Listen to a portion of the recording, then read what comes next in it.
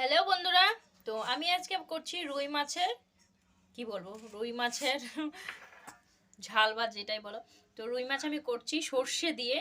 তো সর্ষে বাটা দিয়ে রুই মাছ করব।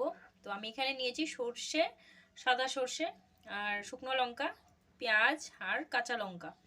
তো মাছটা কিন্তু আমি ভালো করে ধুয়ে নিয়েছি। তো এবারে নুন হলুদ মাখিয়ে নেব।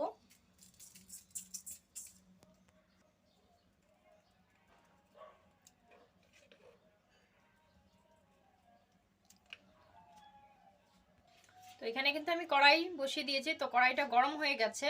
তো আমি মাছগুলো ভেজে নেব।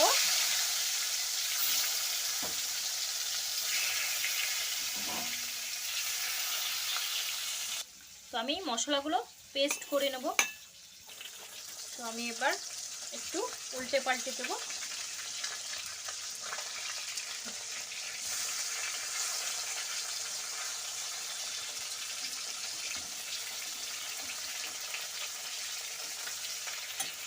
মাছগুলো আমার ভাজা হয়ে গেছে, আমি নামিয়ে নেব। তো ওই একই তেলের মধ্যে আমি দিয়ে দিচ্ছি টমেটো, দুটো ছোট ছোট টমেটো কেটে দিয়ে দিলাম। তো এটা বেশি ভাজার দরকার নেই, বেশি ভাজবো না। এখন আমি মশলাটা পেস্ট করে নিয়েছি আর নুনটা হলুদটাও দিয়ে দিয়েছি আমি একসাথে। তো ভালো করে একটু, তো যেহেতু সর্ষে বেশি কষানোর দরকার নেই, বেশিক্ষণ রান্না করতে হবে না।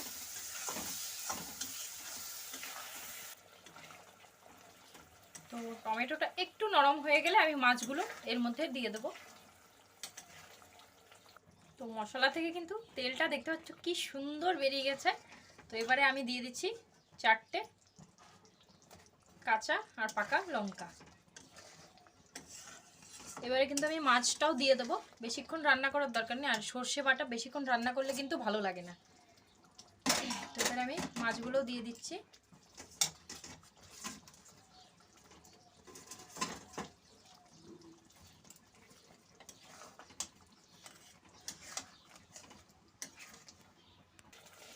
তো এবারে কিন্তু আমি হালকা একটু সময়ের জন্য ঢাকা দিয়ে রাখবো আর ঢাকা দিয়ে নামিয়ে নেব।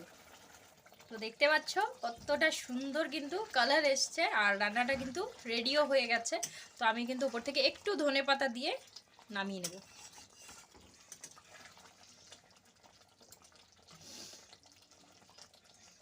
একটু ধনেপাতা দিয়ে আমি নামিয়ে নিচ্ছি।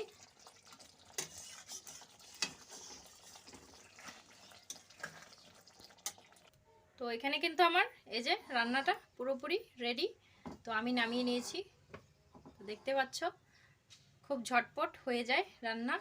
তো তোমাদের কাছে কেমন লাগলো? ভালো লাগলে অবশ্যই লাইক কমেন্ট শেয়ার করো, আর চ্যানেলে যারা নতুন আছো চ্যানেলটিকে সাবস্ক্রাইব করে দিও, লাইক দিতে ভুলবে না। তো চলো পরবর্তী ভিডিওতে আবার দেখা হচ্ছে অন্য কোনো রান্না নিয়ে। ততক্ষণের জন্য ভালো থাকো, সুস্থ থাকো, টাটা।